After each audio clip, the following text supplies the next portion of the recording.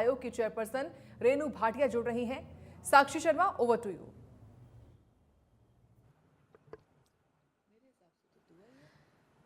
नमस्कार, बहुत शुक्रिया साक्षी। और पंचायत फरीदाबाद का जो कार्यक्रम है वो लगातार और सतत जारी है। लगातार हम पंचायतों का किस तरह उत्थान हो रहा है, पंचायतें किस तरह सुदृढ़ और सक्षम बन रही हैं, उसको लेकर काम कर रहे हैं। और बहुत सारी ऐसी पंचायतें जो खुद स्वावलंबी भी बन रही हैं, उत्कृष्ट कार्य कर रही हैं अलग अलग क्षेत्रों में, उन्हें आज इंडिया न्यूज़ हरियाणा द्वारा सम्मानित करके उनका मनोबल भी बढ़ाया गया है। लेकिन आज ऐसी स्थिति में महिला सशक्तिकरण भी एक बहुत अहम मुद्दा है। और महिला सशक्तिकरण पर बात करने के लिए आज हमारे साथ हरियाणा महिला आयोग की चेयरपर्सन रेणु भाटिया मौजूद हैं। सीधे उनसे बातचीत करते हैं। मैम, बहुत बहुत स्वागत है आज आपका हमारे इस खास कार्यक्रम फरीदाबाद। बहुत बहुत शुक्रिया, धन्यवाद। रेणु भाटिया जी, आप एक महिला तो हैं ही, लेकिन महिला होने के नाते जिस तरह आज हमारा कार्यक्रम पंचायतों पर केंद्रित है, गांव, पंचायत, निगम, इन सब से भी आपका एक बहुत पुराना नाता रहा है। आप काउंसलर भी रही हैं, आप डिप्टी मेयर भी रही हैं। तो किस तरह से आप देखती हैं कि महिलाओं की जो भागीदारी है, जो एक आरक्षण आया है महिलाओं के लिए, वो भी काफ़ी अहम देखा जा रहा है, ताकि महिलाओं की जो राजनीति में भागीदारी है उसे भी बढ़ावा मिल सके। कैसे देखती हैं आप इन सब चीज़ों को? देखिए, महिलाओं के सब्जेक्ट के अलावा अगर आप मुझसे पूछेंगी तो मेरा फेवरेट सब्जेक्ट पंचायतें हैं। क्यों? क्योंकि मेरी ज़िंदगी का पहला जो मैंने प्रोजेक्ट एंकर किया वो गांव के ऊपर था। और मुझे आज भी वो अपनी एंकरिंग की पहली लाइन याद है कि भारत एक कृषि प्रधान देश है। और अब जो चेंज आया है कि ग्रामीण क्षेत्रों में, खास तौर से पिछले 10 वर्षों में एक ड्रास्टिक चेंज है। सभी पंचायतों को अपना एक पर्टिकुलर सिस्टम में संजो दिया गया है।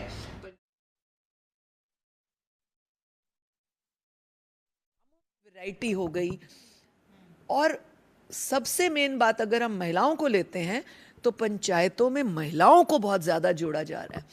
बहुत अच्छा कॉन्सेप्ट है का, हमारे मुख्यमंत्री जी का, कि महिला इतनी सशक्त होती है कि वो एक साथ दुर्गा की तरह, आजकल नवरात्र भी चल रहे हैं, तो दुर्गा माँ की तरह कई काम एक साथ कर सकती है। चाहे वो घर को संभालना हो, चाहे वो पंचायत को संभालना हो, गांव को संभालना हो, राज्य को हो या फिर देश को हो। तो महिलाओं की शक्ति को संजो कर मजबूती से प्रेजेंट करना, ये पंचायत का एक रिफ्लेक्शन है। और अब जो कैटेगरी डिवाइड कर दी गई कि इतने % महिलाएं और गांव में पंचायत में आएंगी, लड़कियों ने चुनाव लड़ा। मैंने बीच में एक कार्यक्रम किया था किसी ज़िले में, थोड़ा सा ध्यान से निकल रहा है ज़िला कौन सा है, बट वहाँ की एक सबसे छोटी उम्र की लड़की सरपंच थी।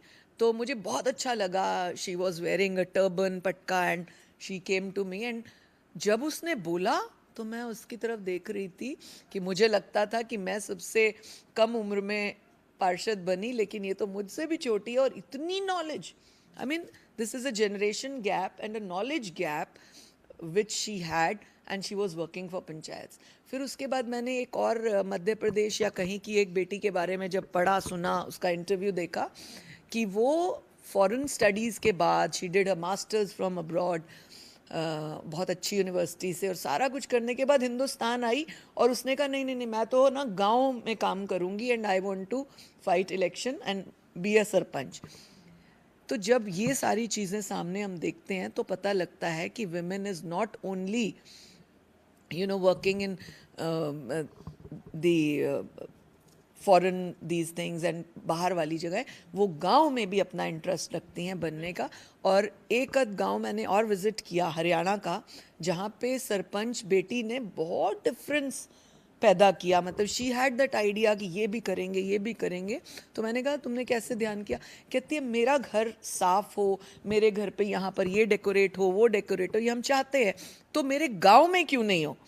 I liked her feelings, I liked her concept, and I really appraise her. बिल्कुल रीनू जी, ये तो आपने बताया कि महिलाएं जो हैं उनका उत्थान हो रहा है, सशक्तिकरण हो रहा है और वाकई हो भी रहा है, कई मौक़ों की उन्हें मौके भी मिल रहे हैं उसी मुताबिक। लेकिन अगर बात करें तो पंचायतों की में जो महिलाएं हैं उनकी एक दूसरी तस्वीर भी है कुछ महिलाओं की, क्योंकि जिस तरह से जो इलिटरेट होती हैं, है ना, घरों में रहती हैं, तो क्योंकि आप भी महिला आयोग की चेयरपर्सन हैं, ऐसी पंचायतों से आपके पास बहुत सारे केसेस भी आते होंगे, तो महिलाओं की जो ज़मीनी स्थिति है पंचायतों में, वो आज की तारीख में कैसी है, उसे कैसे देखती हैं? बहुत ड्रास्टिक चेंज है। अगर मैं अपने समय की बात करूं, ज़्यादा पुरानी नहीं, 25 वर्ष पूर्व 2000 में मैं पार्षद थी, तब हम लोग 8 या 9 पार्षद थे महिलाएं। आज हमारा 50% का 35% का ऐसे डिवीज़न भी हो गया कि इतनी पंचायत में महिलाएं होंगी। एक तो ये संख्या बढ़ी, दूसरा एक जो महिला को कोई जो है ना उसकी कमान संभाले हुए होता था, चाहे ब्रदर, फादर, पति, कोई, अब उसमें बड़ी कमी आई है। गर्ल्स खुद मोटिवेट हुई हैं, विमेन खुद स्ट्रांग हुई हैं। मैंने जो आपको 2-3 उदाहरण दिए, इनमें से 2-3 प्रॉपर पढ़ी लिखी महिलाएं थी। अभी पलवल की एक पंचायत से मैं मिली महिला पंचों से, and I found they had so much difference. I will talk about one Muslim girl from that area. She was very active. वो हर चीज़ की जानकारी रखती है, हर सिस्टम को समझती है। तो ये डिफरेंस आया है, क्योंकि कई बार हम पहले बात करते थे नो मेवात में महिलाओं को अलाउड नहीं, ये नहीं, वो नहीं, अब वो डिफरेंस ख़त्म हुआ। और सबसे बड़ी बात, हमारे प्रधानमंत्री जी ने ये जो सबको एक लेवल पे लाने का जो बीड़ा उठाया है, वो बहुत बढ़िया है। I mean there will be no difference between gaon and shahri, girls will be same, वो एक ही उनका वर्किंग होगा, उनको जो उनका बजट होगा वो उनके मुताबिक उनकी चॉइस के कामों का दिया जाएगा गांव और शहरों के सुधार के लिए। तो ये बड़ा डिफरेंस आया और महिलाएं अब स्ट्रॉन्ग होने लगी हैं। एक बड़ा प्यारी बात है कि मैंने जब हम हर डिस्ट्रिक्ट में जाके वहाँ की पंचायत से, परिषद से, नगर निगम की महिलाओं से, मेयर से, सबसे मिलते हैं। तो अब जो डिफरेंस आया है, व्हेन आई से कि कौन आया साथ, तो हस्बैंड आए हैं, भाई आए हैं, वो आए हैं, बहुत सारी 90% महिलाएं कहने लगी हम आए हैं ना। तो ये बड़ी एक कॉन्फिडेंस वाली बात है कि हम आए हैं, हम अपनी बात रखेंगे। That is really good, but still we need support of a family और मेन, और the first time when women has come out of the home, especially in politics. Yes, you do need help, but decision should be yours. You should be educated, you should be confident what decision you are giving. So this is very nice, what I like. Stereotypes तो बेशक टूट रहे हैं, और जिस तरह आपने भी बहुत सारे उदाहरण दिए, लेकिन आपको लगता है कि आज भी कुछ चैलेंजेस हैं? वो क्या चैलेंजेस हैं, उन्हें दूर करने के लिए महिला आयोग की क्या भूमिका है? हमारा प्रयास रहता है कि हम जिस भी डिस्ट्रिक्ट में जाएं, पूरे हरियाणा के डिस्ट्रिक्ट में हमारा हर महीने 2 से 3 डिस्ट्रिक्ट 2-2 दिन के लिए हम कवर करते हैं। We cover all the aspects, whether it is one stop meeting the officials, meeting the panchayat people, everybody.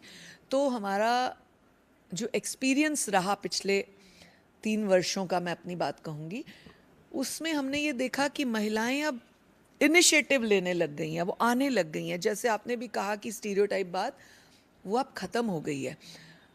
ये जब अधिकार और ये जब हक और ये जब कॉन्फिडेंस एक औरत अपने अंदर ले लेगी कि I can do it, I can decide it, ये बहुत बड़ी बात हो जाएगी। इसके लिए मैं आपको एक उदाहरण भी देना चाहूँगी। हमारे पास एक महिला एक शिकायत लेकर आई that she had some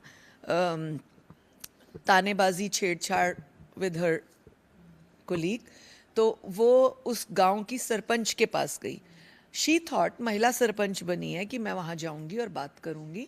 but when she went there, her husband dealed कि भाई हाँ बताओ जी। तो उसने कहा मैं सरपंच दीदी से मिलने आई हूँ। उसने कहा वो नहीं है, मुझे बताओ क्या बात है। शी हैड अ हिच कि मैं कैसे बात करूँ, मेरी तो इस तरह वाली प्रॉब्लम है। तो उसने कहा नहीं, मुझे दीदी से ही मिलना है। तो फिर वो आती रही। तो one day came when she met that sarpanch, दूसरे तीसरे दिन जब वो आई, तो वो उस दीदी से मिली, उसने जब अपने मन की बात रखी, मुझे वो सरपंच ने ही बताया, I don't want to name it, उसने बोला कि मुझे इतना दुख हुआ कि एक महिला के साथ ऐसे भी होता है। I had never realised, I thought only sarpanch महिलाएं बनती हैं या पार्षद बनती हैं, उनको सिर्फ नाली खड़ंजे और ये सब देखना है, लेकिन एक औरत का दर्द भी सुना मैंने तो मुझे दुख हुआ। उसके बाद से वो काफ़ी बातें, और हम लोग बात भी करते हैं, काफ़ी चीज़ें वो महिलाओं की सुधार में लाने का प्रयास करती है। तो ये एक चेंज है जो सरपंच और इस लेवल पर आया है, which is really very good. Ma'am, अगर बात करें तो आपके पास महिलाओं से रिलेटेड जो है शिकायतें आती रहती हैं, लेकिन आप, मैंने देखा है कि बहुत पारखी नज़र से देखती हैं। अगर महिला गलत होती है तो आप महिला पे भी केस दर्ज करवाती हैं, क्योंकि कई बार होता है कि पुरुष ठीक होता है, महिला गलत होती है। ऐसे भी अब केसेस जो हैं काफ़ी आने लगे हैं, पहले तो महिलाएं ही प्रताड़ित होती थी। लेकिन जिस तरह से अगर पंचायतों की भी बात करें, एक लिव इन रिलेशनशिप आजकल बहुत कॉमन है, जो पहले सिर्फ शहरों में होता था, गाँव में इस तरह की कोई चीज़ नहीं होती थी। लेकिन आजकल गाँवों में भी इस तरह की चीज़ें जो है वो सामने आने लगी हैं, बहुत कॉमन हो गई हैं। आपके पास भी सरपंच भी आते होंगे, बहुत सारे ऐसे केसेस आते होंगे, तो इसको लेकर क्या एक्सपीरियंस मिला है आपको अभी तक? देखिए, सबसे पहले तो दुर्भाग्य ये है कि मैं पर्सनली हर चैनल पे ये बात करती हूँ कि मेरे को पर्सनली लिव इन रिलेशनशिप कोई बहुत अच्छा स्टेप नहीं लगा, क्योंकि आज की डेट में जितने भी केसेस आए हैं, अगर हमारे पास अब फॉर एग्जाम्पल अगर हमारे पास 2000 केस हैं तो 1800 केस लिव इन रिलेशनशिप की वजह से हैं, और उस वजह से 2 परिवार टूट रहे हैं। एक तो वो लड़की जो लिव इन में आ गई, एक वो जो पत्नी है। अब अभी तक तो इसके कानून का भी बहुत डिजी चल रहा है कि बच्चा पैदा होगा उसको वो मिलेगा। लड़कियां, औरतें जो मम्मियां हैं वो डंडा लेके खड़ी हो जाती हैं कि खबरदार अगर तूने मेरी औलाद का हक मांगा तो, और अपने हस्बैंड को भी इस बात के लिए तो वो मारने को तैयार बैठी होती हैं। और हर माँ अपने बच्चे के लिए ये राइट के लिए या प्रोटेक्शन के लिए ये करती है। तो एक तो ये एक बहुत ख़राब होने लगा है। दूसरा, आपने कहा कि क्योंकि ये प्रॉपर प्रोग्राम पंच सरपंचों का है, तो बहुत सारे केसेस ऐसे आते हैं जिसमें पंच सरपंच क्षेत्र के, ठीक है वो हमारे आदरणीय हैं, वो आते हैं क्योंकि गांव के लोग उनको लाते हैं, जी महिला आयोग ने बुलाया, चलो हमारी बात वहाँ। आई ट्राई माई सिस्टम को उस तरीके से कि बेटा बेटी जिनका केस है, लड़की के माँ बाप, लड़के के माँ बाप, और ब्रदर और sister, whoever comes with them, only they should be in the room, so that वो अपनी बात कर सकें। हाउ डज अ बाहर का आदमी सरपंच और पंच, ही नोज कि what is going between them in their bedroom, what लड़ाई they have in their bedroom, that I don't like. And I felt, मतलब माई लाइकिंग का मतलब कमीशन फील्स दैट लड़का लड़की अपनी बात रखें। पंच क्यों बोल रहे हैं, सरपंच क्यों बोल रहे हैं, जी छूने ना दे, हाथ ना लगाने दे, ऐसा वैसा, हाउ कैन दे से like that? Let us ask the boy and girl कि उनकी दिक्कत क्या है, उनके माँ बाप को क्या दिक्कत है, क्या शिकायतें हैं। यस, बहुत सी लड़कियां ऐसी होती हैं सिंपल सोबर, वो अपनी बात ही नहीं रख पाती उनके साथ क्या दुख हुआ, तो उसके लिए हमने उनके माँ बाप को, उनके भाई बहन को, भाभी को, वटेवर एक विमेन को बिठाया होता है, तो बात सुनते हैं। एंड हम कोशिश करते हैं कि हम उस लड़की की बात सुने, वो अपने मन की बात बोले। कई ऐसे अजय, नहीं नहीं ये बहुत शरीफ है, ये बोल नहीं सकती, ये बोलेगी नहीं। क्यों भाई, उसके साथ टॉर्चर हुआ है, वो तंग हुई है, वो क्यों नहीं बोलेगी? यही तो उसे बोल्ड करना है, यही तो उसे सिखाना है कि वो बोले अपनी बात, अपने मन की बात रखे। क्या पता वो अगर हमें नहीं बोल पा रही, क्या पता वो आपको भी ना बोल पाई हो, अपने मन की बात, मोटी मोटी सरसरी बात की हो। तो इसलिए हम पंच सरपंच को थोड़ा सा सेकंड वो देते हैं कि पहले हम परिवार की बात सुने, फिर उनको दें। आगे जब फैसला हो रहा है तब उनको इसमें include. And you know, I try to tell them कि अगर ठीक है, अगर आदरणीय लोगों ने आना है गांव के, तो जो उनकी महिला पार्षद, महिला सरपंच वो हैं, वो आए, वो हमसे बात करें, क्योंकि विमेन टॉक है तो लेट हर सिट। मैम इसी के साथ एक सिचुएशन जो है वो और बहुत ज़्यादा कॉमन है कि लड़कियां जो है शादी होती है, लड़का शादी करता है और शादी करते ही कुछ समय में, कुछ दिनों में, कुछ महीनों में दूल्हा जो है वो विदेश फरार हो जाता है। बहुत केसेस हैं ऐसे, और उसके बाद पता नहीं वो आता है नहीं आता है, फिर वहाँ जाके दूसरी शादी कर लेता है, कुछ करते हैं कुछ नहीं भी करते हैं। फिर ऐसे भी आपने बहुत सारे, कुछ लोगों को तो आपने वापस भी बुलाया है और कुछ लोगों का सेटलमेंट कराया है, और अगर लड़के ने दूसरी शादी कर ली है तो आपने डिवोर्स भी करवाया है। कितने ऐसे केसेस हैं और क्या आपको लगता है कि सिचुएशन है इन चीज़ों की? देखिए, पिछले 8-9 महीने की अगर मैं बात करूं तो हमारे पास अराउंड 40 के आसपास केसेस आए हैं ऐसे। आज भी सुबह 11 बजे मैंने एक केस डील किया। लड़का कैलिफोर्निया में है, लड़की सोनीपत में है। 6.5 साल हो गए शादी को, 2 बच्चे पैदा हुए, उसके बाद लड़का चला गया। अब लड़का अपने माँ बाप से तो बात करता है, दीदी जीजा से बात करता है, परंतु लड़की से नहीं करता, और लड़की को काम वाली की तरह यूज़ कर रहे हैं। बच्चे पाल रही है, सास ससुर की सेवा कर रही है, झाड़ू पोछे कर रही है। गांव वालों के लिए ये एक सिस्टम बना हुआ है कि जो लड़की है वो बहू उनकी उनके पास है, तो ये तो गलत बात है। आप लड़के से बात नहीं करा रहे। अब अगर लड़की अपने मायके जाना चाहती है, उसके मामा चाचा के बेटे की शादी है, उनके घर जाना चाहती है, तो आप कहते हो जी ये छोड़ के चली गई।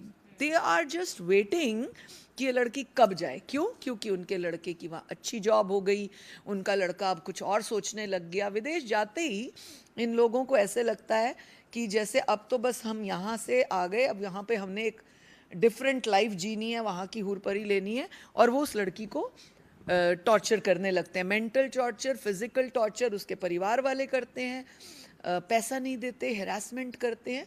इसीलिए हम लड़कों को यहाँ बुलाने की बात करते हैं। आप अगर मेरे YouTube पे, अगर आप मेरे सोशल मीडिया पे जाएंगे ना, तो बहुत से लोग मुझे गालियाँ दे रहे होते हैं, बहुत सारे, क्योंकि उनको बस कभी कभी मुझे लगता है कि बस लिखने के लिए कुछ लिखना है कि आप गुस्से में बोलती हैं। मैं सबसे पूछना चाहती हूँ आज इस पंचायत के प्रोग्राम में, पूरे हरियाणा से पूछना चाहती हूँ, देश से पूछना चाहती हूँ कि अगर हमारी बेटी को इस तरह से टॉर्चर किया जाता है, लड़का विदेश जाते ही फ़ोन नहीं करता, वीडियो कॉल नहीं करता, बच्चों का नहीं पूछता, कईयों को तो सिर्फ प्रेग्नेंट करके चले जाते हैं, 5-5 साल तक आते नहीं, whether it is donkey visa और वेदर इट इज़ व्हाटएवर, आप बात भी नहीं करते उस लड़की के साथ, तो उसका मन कितना छलनी होगा, कितना दुखी होगा। क्या हम महिलाओं को दर्द देने के लिए हैं? और आपके माँ बाप को पता है, आपकी बहन से वो बात कर रहा है, पत्नी से नहीं कर रहा, because now he wants to उसको छोड़ना चाहता है, तो उसको डिस्टेंस करना चाहता है। तो ऐसे में हम उन माँ बाप पर, अब कई लोग मुझे कहते हैं आप बुजुर्गों पर गुस्सा कर देती हैं, चिल्ला देती हैं। ऑफ कोर्स बनता है। बुजुर्ग का मतलब होता है रिगार्ड, बुजुर्ग का मतलब होता है पाँव छूना, उनको नमस्कार करना। बट बुजुर्ग किसी की बेटी के लिए अगर इस तरह से बन जाएं, दानव वाली हरकतें करने लगे, अपने बेटे को प्रोटेक्ट करे, तो फिर ऐसे बुजुर्ग के लिए थोड़ा सा तो करना ही पड़ेगा ना। तो बेटी को बचाना है, बेटी बचाओ, बेटी पढ़ाओ, बेटी को मजबूत बनाओ, बेटी को आगे बढ़ाओ, ये निर्णय हमें लेने हैं। मैम बहुत क्विकली वन लास्ट कमेंट आपसे मैं लेना चाहूँगी। सेवा पखवाड़ा चल रहा है, हरियाणा के अलग अलग विभागों के द्वारा बहुत सारे कार्यक्रम किए जा रहे हैं। महिला आयोग क्या क्या कार्यक्रम इस दौरान कर रहा है? ये एक बहुत सुंदर कार्यक्रम डिज़ाइन हुआ है पखवाड़े का, जिसमें आप अलग अलग कार्य कर सकते हैं। सफाई आपको रखनी है।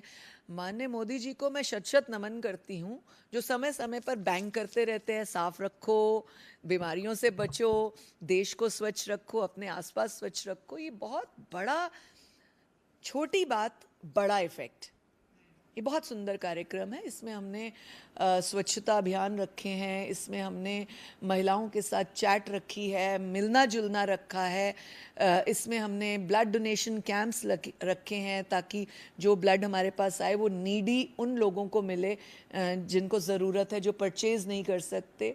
मतलब ऐसे बहुत सारे कार्यक्रम हैं। और पिछले 2-3 दिन से आप देख रहे हैं हमारे मुख्यमंत्री जी के पैर एक जगह पर नहीं हैं, वो जगह जगह जाकर इस तरह के कार्यक्रम कर रहे हैं।